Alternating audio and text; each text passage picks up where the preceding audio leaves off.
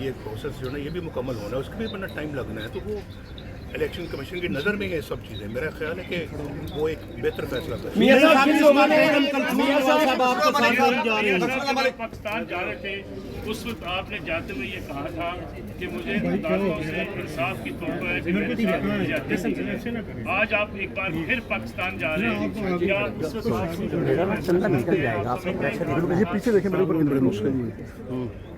मैंने पहले ही अल्फाज में जैसा मीडिया टाक कर रहे हैं वो भेज रहा आपको, मीडिया टाक कर रहे हैं। कन्वे कर दी हैं, और जब मैंने वो बात कही थी तो मेरा ख्याल है कि इनमें सब चीज़ें शामिल हैं।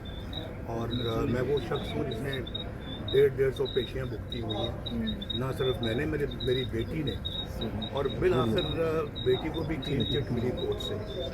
और मिलनी थी वो किसी ना ओहदे पर फाइज थी जब मैं वज़ीर आज़म था, जब हमारी गवर्नमेंट थी, ना उनके पास कोई ऑफिस था, ना कोई वज़ीर थी, ना मशीर थी।